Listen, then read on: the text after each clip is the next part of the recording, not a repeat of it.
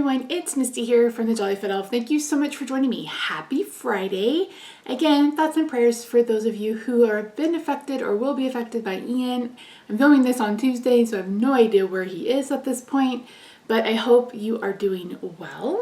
And again, my Etsy shop is open, so if you're interested in any of the cards that you've seen, some of them are still available. I will have that linked in the description box down below. So for today's video, I have a one stamp 3 ways, and today we are working with a sentiment stamp. So there's not going to be any images whatsoever. We're only going to be working with, I think it's wishing you a Merry Christmas. I think that's what it is. It's something to that effect from MFT. We're going to be doing some embossing. We're going to be making a shaker card. We're going to be playing with pattern paper. So no images to color. This is all about the sentiment. So let's head over to my craft table and we'll get started. Here is a peek at the stamp, wishing you a very Merry Christmas. And this is kind of where the idea for this card even came about, were these 4 pieces of paper that were on my desk from the mass producing that I've done over the past couple of months. And I was like, I really love that combo together. And they were just all sized perfectly to make a card base or make a card front. So I have paper from MFT. There's a piece from Stamp Anything. There's some from Photo Play or Doodlebug. Honestly, can't remember. So initially I thought I would cut out the sentiment with the rectangle die and then use the scalloped rectangle from Lawn Fawn to cut out a mat. Unfortunately, there's not a scallop that fits this particular rectangle perfectly. So instead I brought in a wonky rectangle from MFT. That was the one that I had closest that wouldn't be the exact same and would provide a little bit more visual interest, because the sentiment is really the shining star of this card. So again, these are the papers I'm using. I went ahead and cut this down to 4. Actually, it didn't matter what I cut it down to because I actually used a die, Misty. Duh. Darn, Misty, you used a die. So I love the colors of this card. You guys know I do. You know I do. And I used this, I think this is possibly Coastal Cabana from Stampin' Up, but it may also be Summer Splash from MFT. I honestly can't tell you. So I am using a Gemini Junior to die cut this. It will go through. It'll take you 2, maybe 3 passes depending on your plates. And again, your mileage may vary. You can see it's a little warped. I have to fuss with it just a little bit, but I'm able to get all of it cut, all of those layers cut with the die that I want. If you're using a more intricate die, like maybe even the wonky rectangles, I don't know how well it would work through this many layers of paper. But if you watched my Santa shaker cards, I used the wonky rectangle die on those, and I think those had 3 pieces of paper. So I have I pre-cut just some cheapo cardstock down to 4x5 1/4 one day, and I have a ton of layers to put on the inside. I'm bringing in some of this Scotch mounting foam. I'm going to put that on the one side, and then the side that will be on top of the pattern paper, I just used regular adhesive because that is a little bit higher than the other side. So I'm going to bring in those snowflakes that I used either last week or the week before from Hello Bluebird. And we're going to be adding just a few in pink and then a few in the same color cardstock as the backdrop. That is Summer Splash now that I look at it, I'm pretty sure. Anywho, I'm using some Sizzix adhesive sheets. I found double-sided adhesive sheets on Amazon. I haven't bought them yet, so I can't speak to their quality, but you get like 50 A4 for like $20. And I'm like, the next time I get a little bit of extra money, I am going to pick those up and I will report back to you guys, because that's way less expensive than buying them from Sizzix, where you're basically paying for the branding. So I ran those through the die cutting machine, and I am just removing all the little bits and bobs that kind of get stuck, and I'm just adhering the snowflakes down And once I do that, I'm going to bring in some enamel dots and this card will be done. I didn't add any kind of glitter to this one, mostly because I didn't want to fuss with it on the cardstock or like on the snowflakes. I could have used glitter cardstock if I wanted to, and you'll see me do that in the next card. But for this one, I wanted them as is. I wanted the color to kind of be what led the card, etc. So I forgot to mention I stamped with a shocking pink from Stamp Anything. So you will find a link to their YouTube channel in the description box down below. As I mentioned, I am now a full-time design team member for them, and I take care of their YouTube channel. So be sure to check that out. So this is it in like real time. Real time. If only I could craft super quickly, but I can't. Okay. So this is how I clean my stamps. I have this from Tonic, I believe, and it's just kind of like the Stampin' Up! Stamp pad or whatever, and that's how I cleaned it. So for this card, I wanted something a bit more elegant and a bit more traditional. So this is the Something Salutations from Echo Park. This is from last year, and I wanted to bring in these two floral prints. These are prints that you've probably never ever seen me use before because this isn't really my style. But what I love about these one stamp 3 ways is I really like to show you just how versatile your stamp can be. And when you're dealing with just a sentiment, you can really play with pattern. You can really play with color. You can really let the sentiment shine, but also have really great patterns that help showcase it. So I was looking for a black in my little bag. Like I said, I keep this bag around for spare parts. Initially, I thought I was going to do brown, but then I decided I wanted the contrast with the black. So you'll see me bring in a piece of black cardstock. I am going to be heat embossing this. So I am going to bring in an embossing buddy so that just takes away the static. I'm stamping in Versamark ink, and then I am going to be using some gold glitter embossing powder. I don't know who this is from. I'm going to guess maybe Ranger. It could also be Zig. It could be any number of people. I honestly don't remember.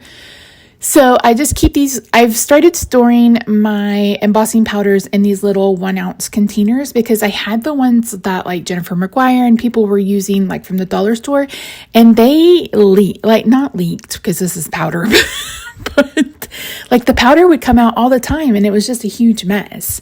So I used a half of a sheet of Swiffer cloth that goes on the Swiffer 4 mate. Not the wet one, the dry one, to clean up the glitter. I don't know who came up with that idea, but that was a genius. Thank you very much. I appreciate it. So with this embossing powder, you just want to make sure that you pay attention to where it looks melted and heat it a little bit extra if you need to. You just want to be careful that you don't burn it.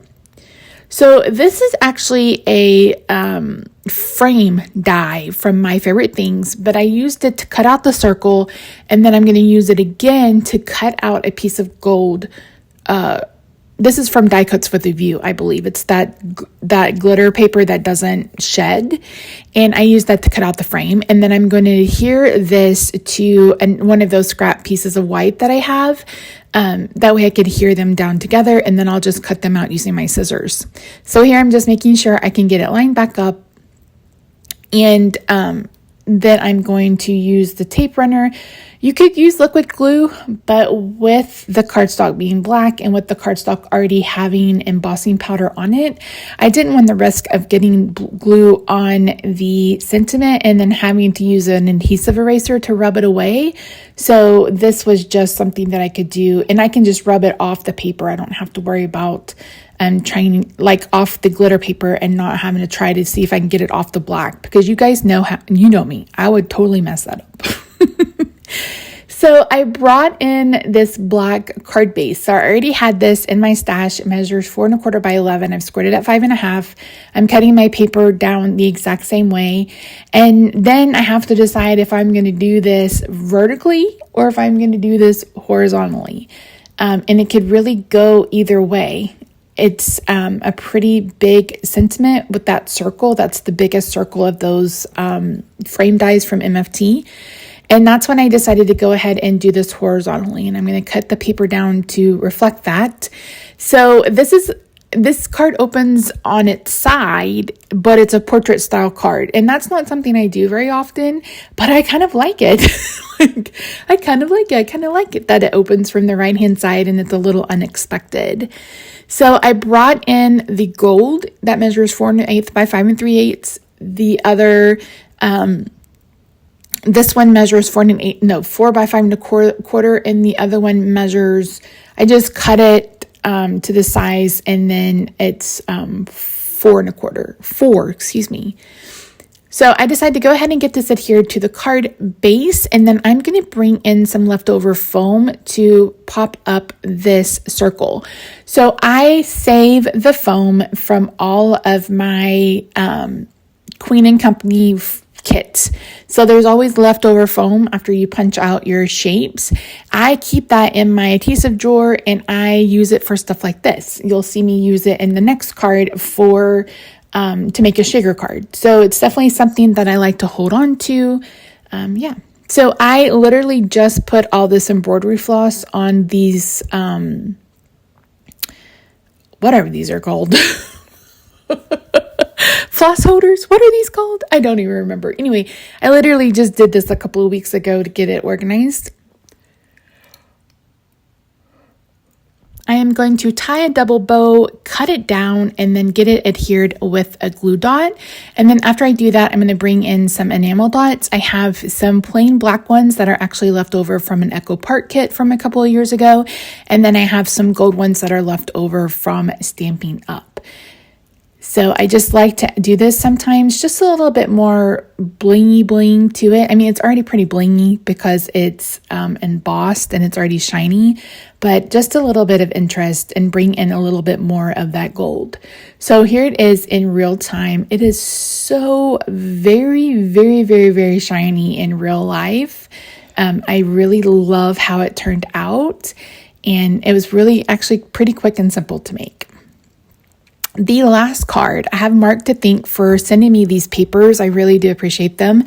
So if you saw Santa and Mrs. Claus on Monday, this is actually the snow globe die that created that background. So this is the other side to that. So I knew I wanted to create a shaker card, and I really felt like I wanted to use purple and silver. So this is some paper that Mark sent me a few years back, so graciously. Thank you so much. And I went through trying to find which pattern I wanted to use, and I landed on the one that actually had a pattern on it. And I really, really love this pattern. I really, really love how this turned out. I wish I had more sheets of this paper because I would totally make these in bulk and they could be our Christmas cards this year. So I am going to go ahead and cut this, I'm not. I'm going to bring in my Stamparatus. My Misty is not quite big enough for this.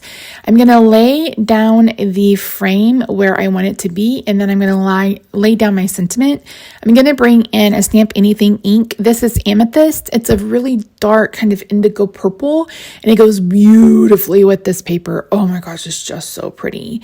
And you can see there just how well that ink stamped. It's a hybrid ink, so it is a Copic friendly ink. So you could literally stamp something in purple and color it using your Copics if you want to. So I'm bringing in an extra piece of acetate. I'm going to go ahead and get this adhered down using some liquid glue. And I brought in my just a scrap piece of brown paper so I could so I could see where I needed to glue it. I initially was like, oh yeah, I brought this in so you guys can see what I would do. And let me not tell you a lie. I did this so I could see what I was doing. And then I'm just going to bring in my scissors and I'm going to trim around that. So once that's done, this is that extra foam I'm telling you about. I'm cutting it in really thin strips. The only thing that I wish I did that I did not do is go around this foam with my embossing buddy or with an anti-static tool to kind of remove the static, because there is a bit of static later when I add in the shaker bits. So I'm adding some of that foam to also the bottom. You want to make sure that you don't have any spots for it to come out. And then I am going to remove the backer off the foam and get this adhered, and then we'll after we add in the shaker bits. So I'm adding the shaker bits down first because I'm going to take the shaker part of it. I'm going to take the frame to the paper so I can make sure that I have it lined up just the way that I want it. I did end up not pushing this down all the way, and I had to peel it back a little bit and add in my sequins back in. But once I've done that and got moved on, then it worked out really well. But again, like I said, I kind of wish that I'd used an anti-static tool, because you can see there at the, like around the corners, or around, I guess there's no corner, but around the top, some of them got stuck along the side because of the static. So this is a piece of gorgeous grape that was already cut down to 4 1/4 by 11. So I've scored it at 5 1/2, and I've cut down another sheet of that piece of paper, or sheet of that paper, to 4 1/8 by 5 3/8. That is a new favorite mat for me. Sometimes I like 4 1/4 or 4 by 5 1/4 if I want more of the cardstock to show. But if the cardstock is just kind of there as just a little bit of contrast, then I definitely want a 4 1/8 by 5 3/8. I'm using a ribbon. I'm using some ribbon. I bought this off Amazon as well, and I just attached it with some washi tape, and then I am using liquid glue on the back to get this adhered to the card base. I'm going to tie a bow and then use some tearing tape to glue it to the ribbon, and then some glue dots to glue the ribbon down. Not this part down, but the actual ribbon part down. The bow is going down with tearing tape. The ribbon needs to go down with a little bit of glue dots. If I had thought about it and remembered it, this is satin, so I would have gone ahead and kind of singed the edge just a little bit. But since this is a one-off card, I'm not really concerned about it fraying. And I didn't have any issues with my scissors, etc. So here you see me adding a couple of glue dots, and then I'm going to pull that down where it goes. And then I decided that I felt like it needed something at the top, because there was a pretty big gap between the top of wishing to the top of the snow globe. So I remembered I had this poinsettia die that's part of one in the Queen & Co kits. And I said, you know what? I want to make a purple poinsettia. So yes, I know purple poinsettia are not real, but if you've ever seen my purple and silver Christmas tree, then you know I have some purple and some silver, and even some glittery purple poinsettia on my tree. And I just yeah, that sounds real good. So I am going to cut out 2 silver leaves, and then I'm going to cut out each of the well, I guess they're still petals. We'll call them petals, from 3 different purples. And once I do that, I'm going to put them all together using some glue dots, and then we'll get them adhered to the top of the card. This card really turned out to be a favorite, probably one of my favorites that I've made so far. And again, if I had this paper, or if I had the foresight to scan this paper, I probably would have, so I could make multiples of this for us. I don't know that you would want to make 50 shaker cards. I mean, maybe you would if you had plenty of time and that was all that you were doing with your life. You could probably stand to make 50 shaker cards. But I mean, there's maybe 15 people, if even, that we send Christmas cards to.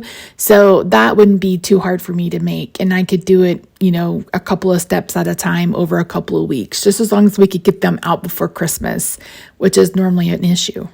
That's the thing. I do a lot of crafting and then forget about us. So once I get that adhered with some glue dots, I get it positioned as to where I need to add a piece of foam underneath one of the leaves, because it's not attached to anything, and I don't want it to get pushed down and smushed in the mail.